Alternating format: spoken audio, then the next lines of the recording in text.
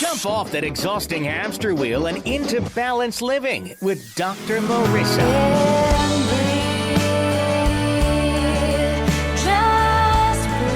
Her mission, to be a beneficial presence on the planet. Her purpose, to be your personal advocate to live, love, laugh, learn. Her life motto, don't die wondering. Take back your life with Dr. Marissa Fay on ubnradio.com. And welcome.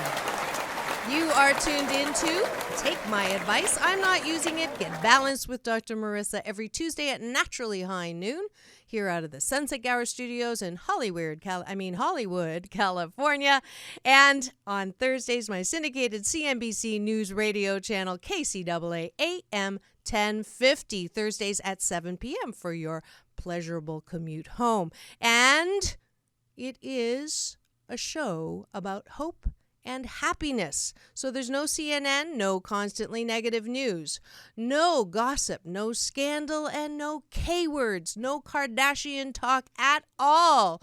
No, we are focused on your reality life because that's all that matters. And we want you to be happy 88% of the time. And if you've missed any of my shows, I think we're to 170. This is my 4th year on the air, celebrating 1 year syndication on CNBC.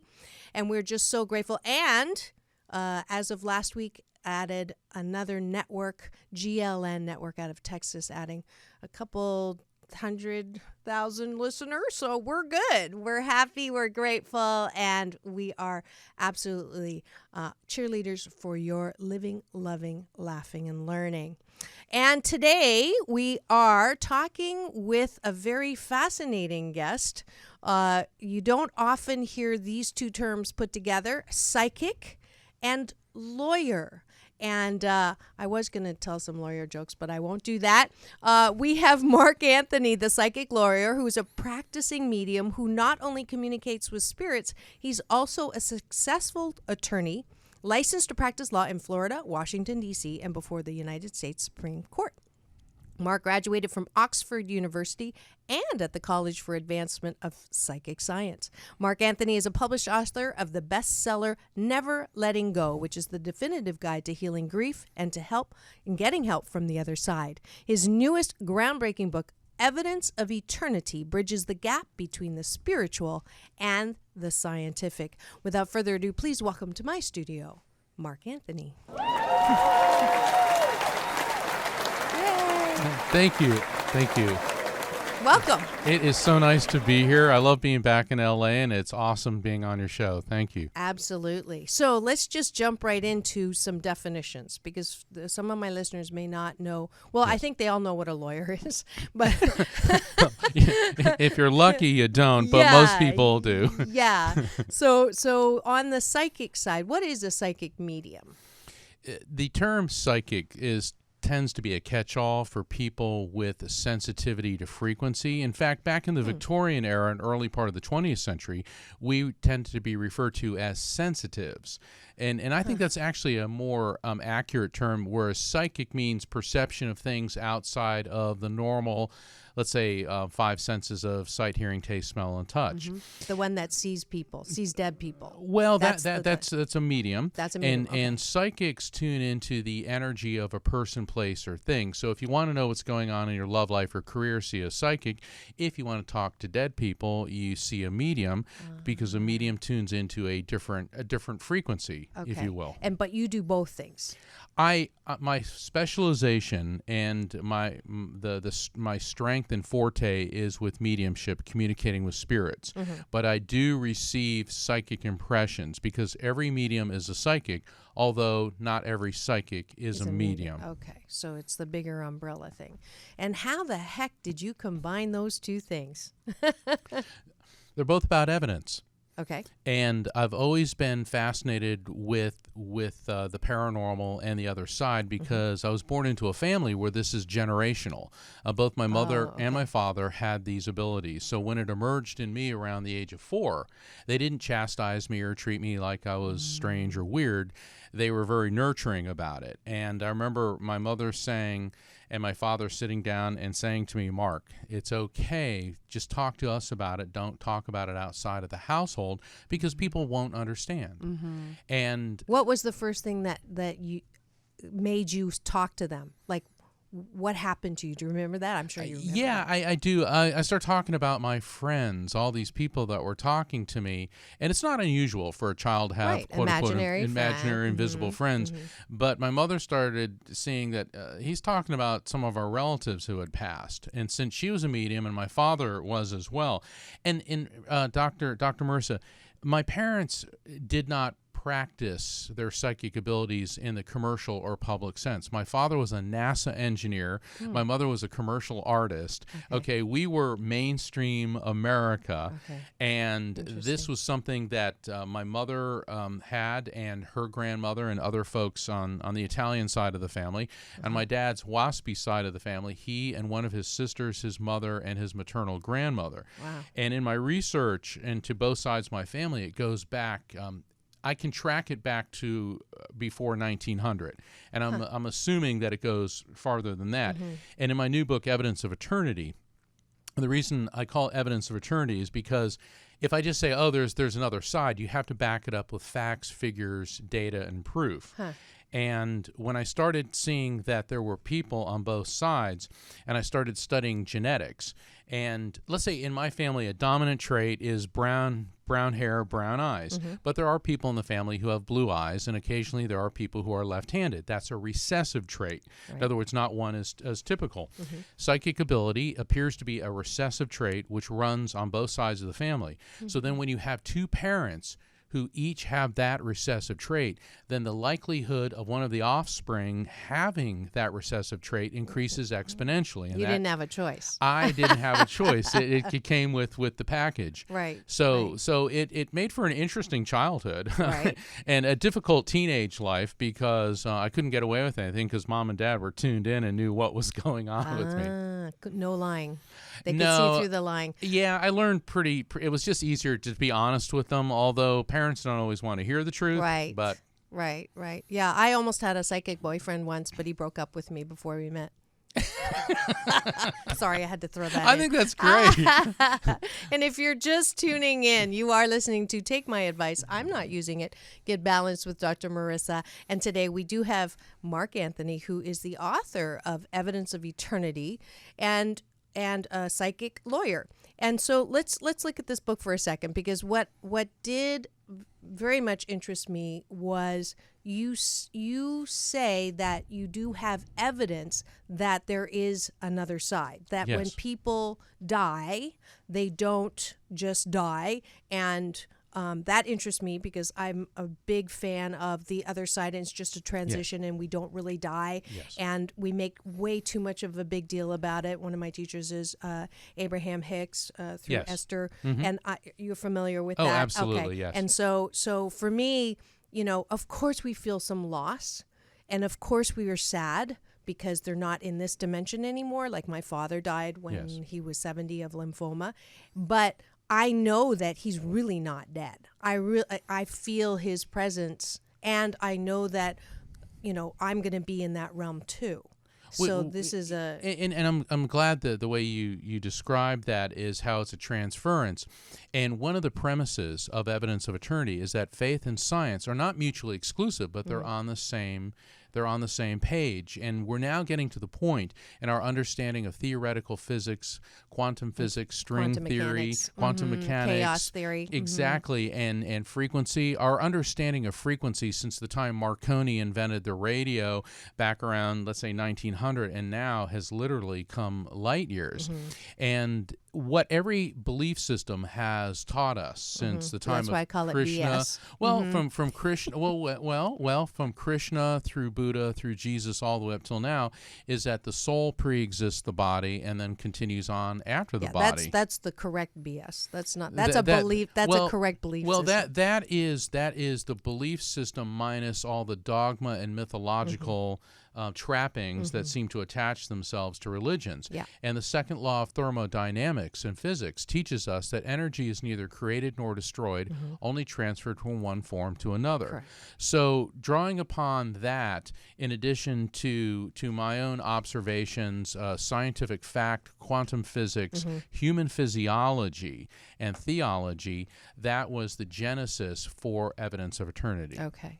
And you've had quite the positive response from this book. It's an international bestseller. It's on sale in every country in the world that speaks English, and I understand the rights to it to be printed in both Polish and Slovak have just been acquired. And I'm hoping, if my publisher is listening, we're hoping for Spanish, because a lot of Latinos are very, very interested in this, and I know that I've had a lot of Asian fans, which is great. I'm so glad I'm on your show, because in so much of the Asian mindset, in the philosophies, particularly with Buddhism and Taoism, there's a balance and a transference of energy. And I love the way the Buddhists look at the recycling of energy. They're tied right in with what quantum physics has been teaching us. But insofar as hard data, I'm a scientist as well. So my father was a chemical engineer, PhD. So the criticism is heaven is a myth. Incarnation is a myth. There's no hard evidence for that. So how do you approach, or how do you answer that? In my book's been endorsed by the top 3 near-death experience researchers in the world, and Dr. Kenneth Ring, who wrote the foreword to my book, and it was such an honor, especially when he and Dr. Raymond Moody called me up on the phone to chat. It's really great getting to know them and become friends with them. And that would be like the Dalai Lama calling me up. It would. Or, if you play, guitar, it's like Bruce Springsteen calling you up to say, hey, And what Dr. Ring told me, and he indicated in his foreword, he said, your observations and theories coincide with 40 years of survival of consciousness research. So what happened was, with the near-death experience researchers, particularly Dr. Jeffrey Long and Dr. Kenneth Ring, both of whom were, if not atheists, then possibly agnostics. They didn't rule out the possibility of God. They wanted to see if there was an afterlife. So they took the scientific method of observing things in an objective environment, and in thousands and thousands of studies conducted in the past 40 years, the conclusion is that our consciousness survives physical death. Because particularly, there's this one case where a woman who died in Japan. She went into the light and she encountered her sister. Now, one of the things that the near-death experience research all over the world, in a dozen plus countries, has indicated is that you only see people who have passed. So when she was resuscitated, she kept telling her parents, I saw my sister, but how can that be? Because she's alive. And her mother started to weep and said, your sister was killed in a car accident yesterday. So the patient did not know this, yet encountered her sister. And I have done readings. I did a reading for this one woman. Actually, she works in my accountant's office, and I did a reading for her, and this man came through, and he had all these big dogs. Did you want a bigger refund? Is that what it was? Yeah, I'm always, I hope the IRS isn't watching, but I kept talking about this gentleman, and I described him to a T, and she said, I don't know anyone who's died that looks like that and has all these big dogs. She called me a week later and said, I didn't know, but my father's brother, my uncle, died about a week before, and we hadn't really heard from him for a while, and his wife called, and you described him. She said, that was my uncle. She said, you got his name, his dogs, what he looked like, and what he died from. So she didn't know that. And that's what I always like during a reading, is when somebody that the client doesn't expect. If I can share one story, I was on a radio show, and I won't mention whose, but it was a national show, and the host was a real skeptic. And he said to me, well, come on, do a reading on me. So I started doing a reading, and he's looking at me, and he turned, pun intended, white as a ghost. And he said, let's go to a station break. And as soon as we went off, he said, don't you say another word about that woman. I said, well, why? He said, my wife is listening to this broadcast, and that woman I had an affair with, and she died of a heart attack like 10 years ago. He goes, what are you trying to do to me? And I said, hey, I'm not doing anything to you. You asked for a reading. You asked for a reading, and it's not my fault you cheated on your wife. I said, now there is balance. So we went back and goes, okay, we're going to take calls from listeners now. and so you don't always know who's going to come through. And that's what I find so fascinating about what I do. And to me, every reading's a test, every reading's an adventure, and it's also proof of everlasting life. Because when you ask about being a scientist and looking for facts, as an evidential medium, I have to present facts. Like, see, you told me that your father had died of lymphoma at 70. Right. So, see, now I know that. Right. Okay? But if I didn't know that, and I said there's a man coming through, and he looks to be like late 60s, early 70s, and I'm feeling like lumps in my throat, and I start giving you evidence and other facts about him, shared memories between the two of you. Yeah, you know, more things than like what that. you would get on the internet. More than what you would get right, from if I my Googled speaking you or- and said, or my okay, books, her father died and all this. Yeah. And so, because I do a lot of readings for celebrities, and I like it when they're phone readings and I don't know that the person's they a are. celebrity, or if I do a reading for, let's say, a celebrity's family member and I don't know the connection to them and that particular person. Right. All right, now you dropped earlier the G-bomb, God. Yes. So let's go there for a second. I'm spiritual. I'm not religious, so to speak. They say that people who are religious are trying to avoid going to hell, and people who are spiritual have already been there. So that's my definition. My karma ran over your dogma. Very good. So there are some who will say, well, so you have the skeptics, like you just mentioned, who are, if you don't, I don't see it, I don't believe it. And then you've got the religious dogmites who say, all of this woo stuff is magic, black magic. It's really not good faith. This really is not faith. This is made up. Trying to snake oil, I guess, is my best. What do you say to that? Like, how do you place, or how do you see God fitting into all this? Well, first off, to all the negative cynics, there's a difference between a skeptic and a cynic. Okay. A skeptic says, I don't know, and I don't necessarily believe, but I'm open-minded to proof. A cynic is, I don't believe it. My mind is closed. You're a fake. You're a fraud. You're a charlatan, and they flood their head.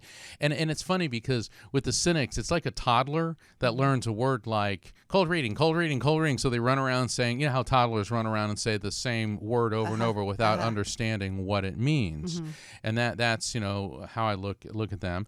And and there's a difference between people of faith and religious fanatics, and I forgive them. That's what I say to them, because all the faiths teach that we're spiritual beings having a temporary material world existence. And a lot of the dogmatic and fundamentalist religions, what happens is religion is supposed to be a path to God, but all too often it's hijacked by religious fanatics who want to further their own egotistical or political agendas, and therefore they turn it into a justification for anger, bigotry, hatred, and violence. And I always liked something that Gandhi said to a group of British generals. He said, I like your Christ, but I don't like you Christians because you don't act like you're Christ. Yeah, there's a sect actually in the Catholic faith that practices Christ and not Christianity. Yes, and pure love. Well, and religion can be a very beautiful thing. But what people need to understand, and this is one of the things that I go into great detail in Evidence of Eternity, is that God exists in spite of religion, but not because of religion. And that God is an infinite being which we're all interconnected. God is not a white guy sitting on a throne with a scepter Santa. who, Santa, Emperor Constantine, a neurotic, insecure, smiting people for not, Needs anger management tithing. classes. Yeah, and it's like, our God is a jealous God. Jealous of what? God is an energy, an intelligence that binds, connects everything and transcends space and time, and really is beyond our ability to completely comprehend, yet so easy for us to comprehend. For when you look in the eyes of someone who loves you, who truly loves you, that you love, and you see that spark, that glimmer that just touches you in a way that is beyond description. The way I'm looking at you now, that is a glimpse of God, because God is pure love, and there's nothing vengeful or neurotic or angry about that. And so God has no religion, but people want to put it in a box. Put it in a box and put a human face. And it's understandable. Of It's course understandable. it is. Human beings, we like to know. We want to know definitively. Is it right, wrong, good, bad, black, white? What category does it go into? Well, what you see shifts in the very conservative Catholic Church with Pope John Paul II, and more recently with Pope Francis. I mean, a lot of conservative Catholics got all bent out of shape because Pope Francis invited Muslims to the Vatican and prayed with them. And they're like, well, that's terrible. It's like, well, no, that's interfaith dialogue. It's like we all believe in God, but we have different paths. But why don't we all get on the same page? Because God's about peace and love and understanding. Yeah. In God's house, there are many mansions, but Yes. mine's in the penthouse and yours is in the basement. So we Nicely want to put. get to a place where we're all at the same, we're Yes. all connected, and we all do absolutely love first and foremost. So there is a heaven, or what we want to call another place. There's the other side. The other Yes. side. And in that other side, did you go through a near-death experience yourself, and that's what spurred this on, or you were just curious as a scientist and wanted to do the evidence? All of the above. When I was about 3, and I do remember this is one of those horrifically traumatic things. We were living in Orlando. My dad got a job in aerospace, so my family had moved from New Jersey to Orlando, and my dad was away on business, and I went into a convulsion, and I stopped breathing. And I remember my mother scooped me up and ran outside in front of the house, and she started crying, "My baby's dying, help me, somebody help me." And an off-duty fireman happened to be walking down the street, and he came over and he started doing chest compressions on me, and the ambulance got there, and they managed to resuscitate me on the way to the hospital. And in the interim, I remember seeing all this, and then I remember slipping into this strange light with these beings that the only thing I can describe them as, they kind of look like outlines of human beings, but they were like liquid. It was like, and now I've seen things like that before in my spiritual connection. You can call them angels or spirits, but at that age, I didn't have a cultural or religious significance to and I'll never forget that. And then all of a sudden I brought back, and I remember people screaming, and they're like, he's breathing, and they got me back. Right. And I remember that. And then my father has had 2 near-death experiences. One when he was a teenager in a car accident, and he said the next thing he knew, he was hovering about 30, 40 feet above, looking down at these cars and all these people pounding on his chest and trying to get him breathing. And another time, he was what they called a Navy frogman, which evolved into the Navy SEALs. And he was on a dive, and he was about 150 feet deep. And all of a sudden his regulator clogged, and he started drowning. And he said he separated, and he said, I went into the light again, and I heard that voice, and they told him, no, not yet, Earl, you have to go back. And the interesting thing is, my dad, having been a teenager and an adult, in both circumstances, we've had long discussions about this, and he said that in both times, he said, I felt so good, so free-floating, and so much at peace that I wanted to go on. And in both times, he said the voice said, you have to go back. So that's what got me started on studying near-death experience and survival of consciousness. And then I saw the parallel between it and what I do as a medium. But the interesting thing about what I do as a medium in near-death experiences, those people come back. The ones I communicate with as a medium don't. So they get to tell us a little bit more about what was it like on the other what's side. it like. And I'm not familiar with all the research, but it is pretty everyone agrees, right? Pretty much 88% people agree. They say the same things. There's a light.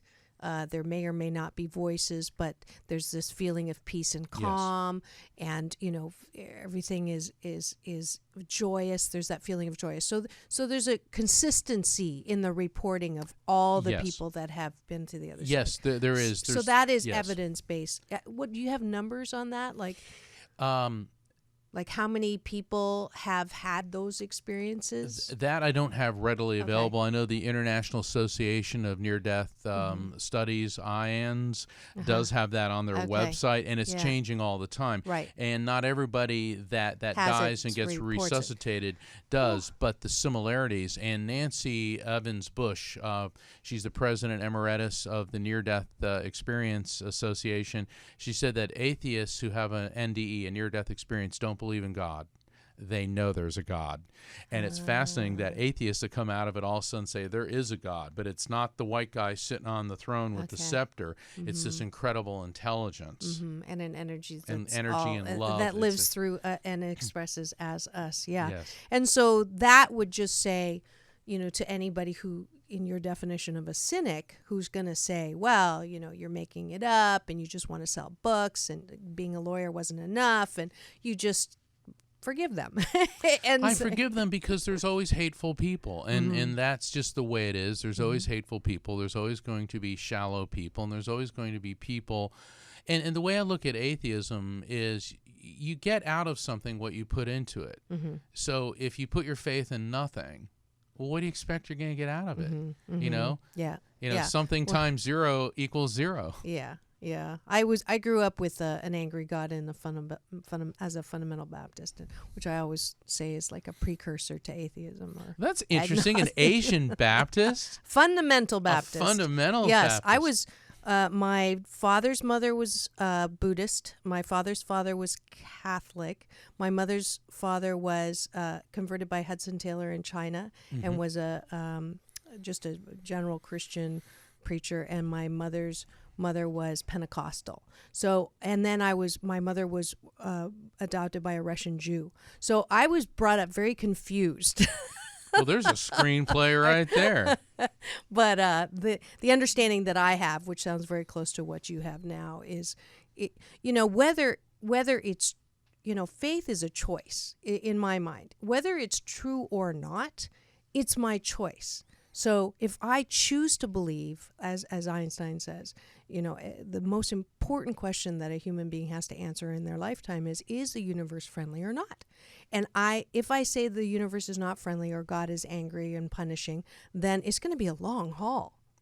But if I choose instead to say that the universe is friendly and that there is a God who conspires for everything for my divine and best good, and that every experience that I have in life is a blessing and something that I can use to expand myself in this experience called life, it just makes life a whole lot more beautiful to me. So that choice makes sense for me. So going to I was just thinking about this yesterday. I guess you were coming into my about my dad and how I have not done the practice of going to the gravesite since he died. I've just not been interested in it. Didn't want, because I know he's not there. Yeah, that's just an empty shell. It isn't. It's just an empty shell. And I used to also be very, on the anniversary or Father's Day, just go back and into that marinade of pain and sorrow and loss.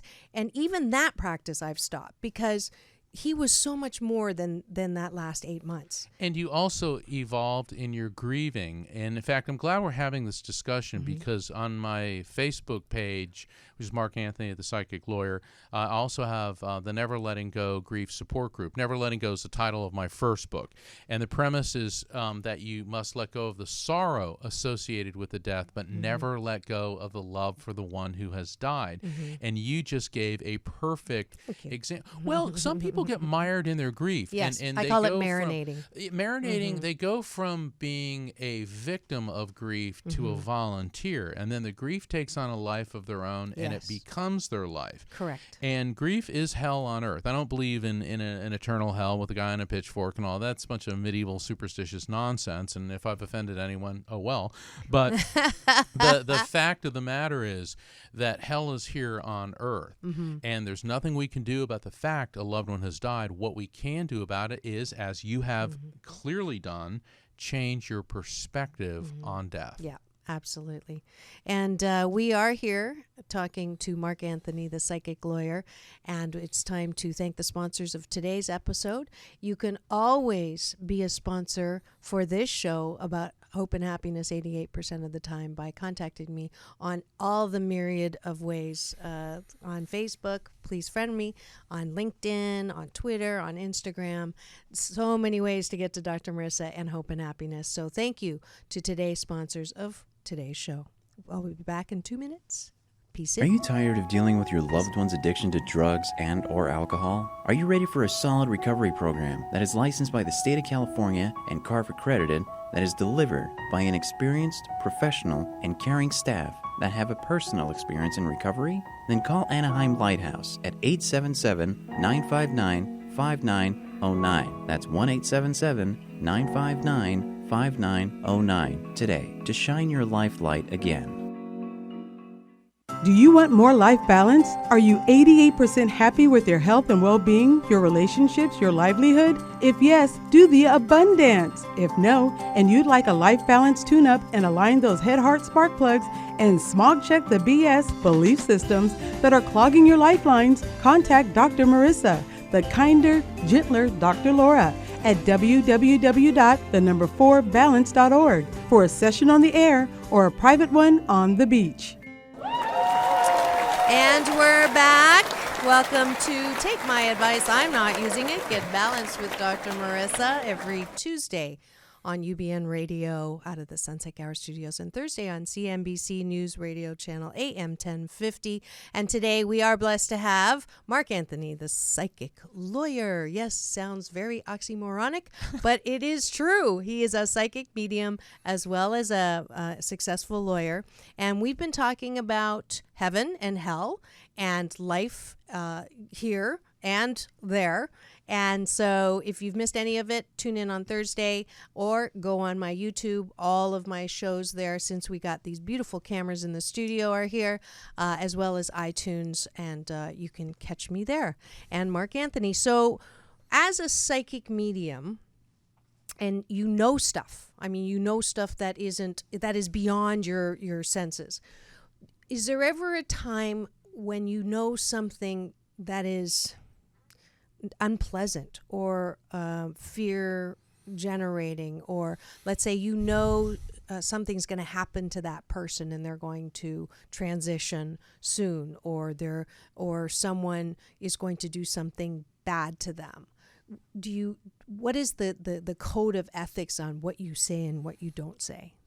I think it's very important not to jump to assumptions and conclusions. Mm-hmm. I was on a cable TV show, and I won't say who it was, but the host was a medium, and she asked me to do readings for the audience, and I was drawn to this one woman, and I said, there's a male coming through, very conservative, flat top, and I'm seeing a big shiny badge on him.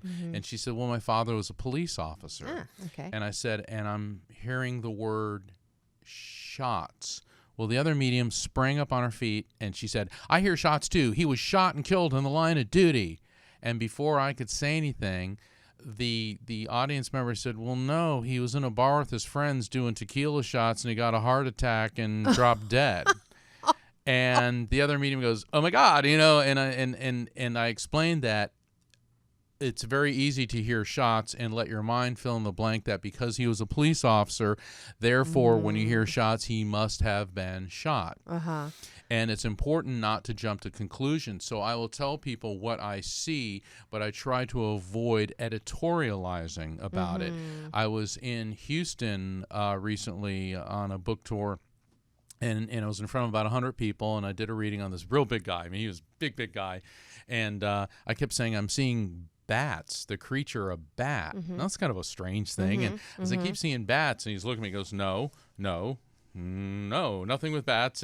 And his wife was next to him, and she was real sweet and very petite. And I said, you sure? Because your grandfather is talking about bats. No. And so, all right, let it go. Well, then 2 days later, I get this email from him. And it was so funny because as soon as I opened it up, he said, I was the big fella. And I knew exactly who this was when he said the big fella, because I'm 6'1". I'm looking up. He was like 6'5". This guy was huge. And he indicated in his email that he had a terrible phobia of bats. And I thought, oh, I got it. He goes, but there's more. And I blank you not, that when I came home, there was a bat flying around in my house. And he said, and I screamed and I ran. And I'm thinking this huge guy screamed. He ran out my house. My wife had to catch it. And so she's running around with the towel, and she finally caught the bat and brought it out. And he said, I wouldn't go near the house until my wife, who was like half his size, caught the bat. And then he wrote, please do not send any more bats at me. And I responded, I do not inflict biblical plagues of frogs, locusts, or in this case, bats upon anybody. And you just see it. I just saw it. You don't control it. You don't voodoo doll it. I don't. And in fact, in chapter 1 of Evidence of Eternity, which is entitled Spiritual Situational Awareness, and in Evidence of Eternity, I introduce new terms and concepts to redefine spirit communication in the 21st century, because too many of our terms have been coined in the Victorian era, where our understanding of spirit communication, I talk about multiple meaning messages, frequency beacons, the levels of the other side, the collective consciousness disconnect. There's a whole slew of new terms. In fact, I refer to spirit communication as interdimensional communication. That would make sense. That's what we're doing. Does it ever scare you?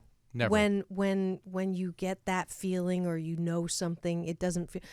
How does it manifest? Like, do you get flushed? Do you where do you see it up here? Different all the time? I see things, hear things, and feel things. Okay. In fact, last night when I was here with my manager, we were out to dinner with a member of a celebrity family, and so I can't say who. And all of a sudden, I got this tingling sensation. And it's like cold chills going up down my spine. And what it is, a spirit is pure consciousness. So their energy is interphasing with mine, and I receive an electrical physiological response, which is similar to the flight or fight response of the cold chills. That's why a lot of people, when they encounter a spiritual entity, feel and conclude and make the assumption that it's negative, because they're getting that electrophysical response, as opposed to recognizing, oh, a spirit's around. Okay. Do you feel any now? I always feel something. You all? Well, I didn't ask about that, but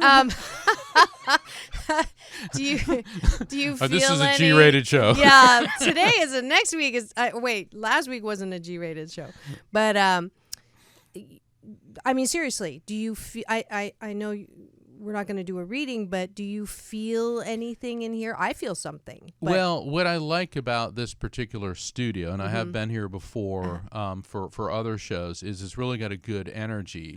And it's nice because there's a lot of spiritually themed shows here, and so matter retains energy. And when the energy is good, you get a good vibe. When the energy is negative, you get a bad vibe. Ergo, that's where haunted houses come from. If there's a murder or traumatic event, it's like an echo. And it doesn't necessarily mean that a sentient entity is there. And sometimes a haunting is no more a spiritual entity than an echo is a human voice. Have you been to John of God in I am Abyssinia? I am aware of him, but I have not been to him. He's a fascinating person. Yeah. So I've done a lot of study. There's a TV show that we have in development known as The Psychic Explorer, and because I've traveled all around the world, from the Far East to Europe to South America, Central America, and other places. on a quest, if you will, to develop evidence of the afterlife from varying cultures. And that's why John of God, I've studied about him. Also, a lot of the sites in Europe, like Medjugorje and Lourdes and Fatima, have had fascinating things. Yeah. India is a treasure trove of metaphysical experiences. In South America, and I write about this in Evidence of Eternity on the chapter on interdimensional communication, I witnessed an exorcism by a witch doctor in the Amazonian jungle, and that was pretty cool. Yeah. That was pretty cool, Yeah. and something I'm going to write about in my next book is when I visited Machu Picchu with a voodoo high priestess, and she did a whole ceremony at the Temple of the Sun at night, and that was quite the the only thing missing from that was Shirley MacLaine and a UFO full of aliens. It was a pretty cool experience. I'm going to ask you a personal question. Are you married, girlfriend? Relationships? I'm currently single. You're currently single. Have any of your past girlfriends like been uncomfortable with this psychic part of you? Is that what broke you up? Did you ever see the movie Hereafter? Yes. With Brad Pitt? Yes. Out of all the movies about psychics, his interpersonal relationships and how they can go wrong, I felt that was the most accurate, because a lot of people want readings, and in that movie, this woman that he was dating wanted a reading, and her father came through who had molested her as a child and then dropped him like a ton of bricks. So there are some people who are afraid of this, and then others who they're a bit disingenuous because they're more of the groupie mentality. So I base my personal relationships on people getting to know me as Mark, as opposed to Mark the mystic or the psychic explorer or the lawyer. Yeah, I know. When I got out of law school, I remember my professors telling me, they say, "Oh, watch out." And what people don't realize is when you graduate from law school, when they give you your degree, they do not give you a trust fund with it. So people immediately assume that because you're a lawyer, you're somehow rolling in dough. You know? Well, it's an interesting, because lawyer has its own reaction to it, and then psychic medium is it's almost diametrically opposed as a reaction, so you don't know where to go with it. People don't, but both are predicated on evidence and on helping people. As an attorney, I help people through some of the most horrific things. I mean, losing a child, getting arrested. I mean, there's all types of things. And people blame lawyers for the woes of society. It's our clients who create the woes, and then they come to me and say, "Look, I have spent the last 20 years of my life as a criminal, a junkie, a wife beater, and a predator, and you need to fix it next Tuesday at 3:45 at my violation of probation hearing." Right, yeah. The emphasis is not necessarily in the best place. So where do we get your book? Evidence of Eternity is on sale worldwide at all fine bookstores, Barnes & Noble, Books A Million, independent bookstores. You can purchase it online at walmart.com, barnesandnoble.com, amazon.com, and I understand now on ebay.com. So right. I have arrived. Wonderful. And Mark, you've been kind enough to offer a signed copy of the book for a lucky Asian Oprah listener. So the first one to go to my Facebook page and like Dr. Marissa will be the proud owner of a free Evidence of Eternity signed copy of the book. All right.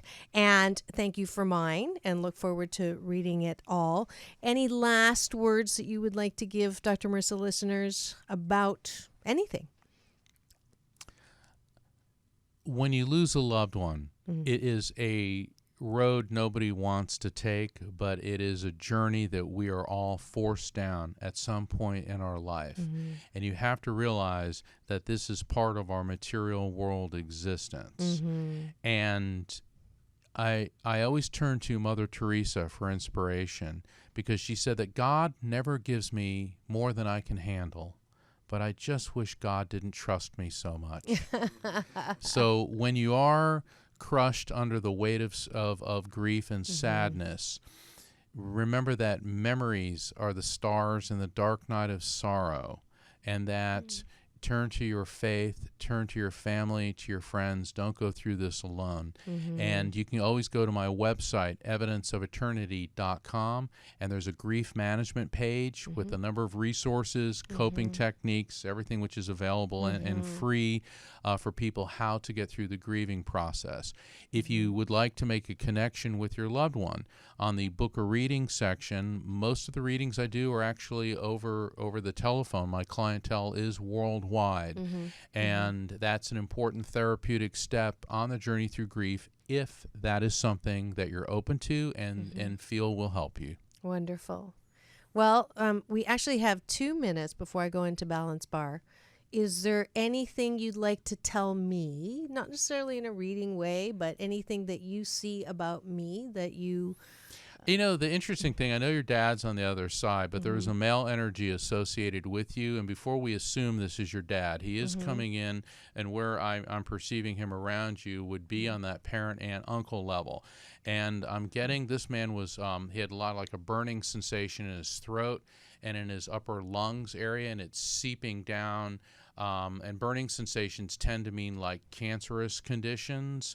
Okay, and I'm also getting like a real heavy smoker. So there was a male associated with you who was a real heavy smoker. And what I'm getting with him is this pain and pressure in the head, which is indicating to me that prior to passing, he was having a real hard time focusing and maintaining mental clarity. Does this resonate with you? And he's pulling my attention toward the end part of the month of October, very early part of November. So there could be a significant event connected to you, connected to him, between, let's say, October about 25th through about November 10th. So I'm getting something there. And there may be a big change for you coming in that time frame, is what I'm getting. It's toward the end of autumn. Okay. Yeah, I'm running through the significant males in my life, and no one exactly matches that one. That's so. Okay, because a lot of things that come through in a reading. Does that make sense to you, Tony? Oh, wow. All right, Tony, go ahead. Go to the mic. Hold all right. on. Okay. See, we were talking before, people we don't expect to come through. Go ahead. Yeah. Oh my. It was, if I'm right, it was my grandfather who died in October of lung cancer because he was a 5 packs a day cigarette smoker. Okay. This is for those of you who, that's And Tony he Sweet, who's couldn't think operating as my at the sound engineer today, and he's the owner of Universal Broadcasting Network, and I okay. love him. And he's here unusually because Jarvis is at his 50th father's. Excuse me. Sorry. Are you having some type of issue with a motor vehicle or a car? Because he's focusing on the front end of your car. I don't know if you need your tires aligned or had some work done on it recently. But I do need to put No. air in a tire. This is that was this probably is her. That's yours. See, they're double teaming me now. So I got your grandfather, and now I got your dad, the front end of your car. So what happens is I wish we had more time. They come in tandem. All right. That's so funny. So hold on. Your father, get your car fixed. Oh, no, I'm buying a new car. You're buying a new car. Yes, All right, because get that. mine had an unexpected $5,400 stop on the 110 North. And your dad says that you don't, or excuse me, your grandfather says that you don't really need to worry so much about your romantic life because everything's falling into place. Ooh, nice. About time. He basically says, don't try so hard. He says a little aloof goes a real long way. Oh, interesting. I can play aloof. Yeah. No, but hard's always good. I can't believe I just said that. Oh, so we are at the end of the show. Thank you so much, Mark Anthony, for coming on and enlightening us with Evidence-Based of Eternity, a book that is on sale everywhere, and some things that I did not know about lawyers and psychic mediums. So thank you so much. And we are at the end of the show now, which is time for the Balance Bar, where I let you know what's going on and how you can support this work called Hope and Happiness. And my little dling usually, yep. There we go. So the Balance Bar, let's see, August 8th is the date for my balance retreat on the beach. So in the spring, we are in Sedona, And in August, we'll be on the beach. So please go to my website for balance for more information on that. Look forward to meeting you on the beach for that. And don't forget, 21-day fast from complaining with Dr. Marissa started its 5th year, July 1st. So you should be well on your way. If it's not too late to join, go to my website again and join that and get your certificate. So next week, we are doing another call-in episode with Dr. Marissa, the kinder, gentler Dr. Laura. So if you'd like to have your life tires balanced and your critical thinking smog checked, please contact Jarvis Essex or myself, and we'll get you on the queue so you don't have to wait in line. And that's all for today's episode of Take My Advice. I'm not using it. Get balanced with Dr. Marissa Pay. That's P for positive, EI. Remember, it's all about balance. Peace in and peace out.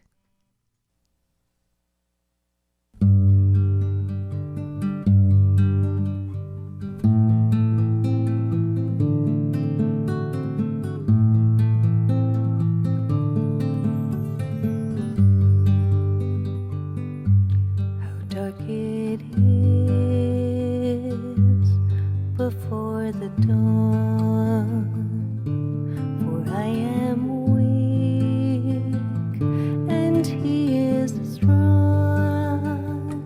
He lifts me up so I can see how dark it is before the dawn.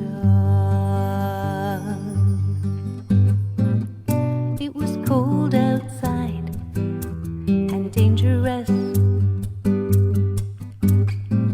and I couldn't see my own good.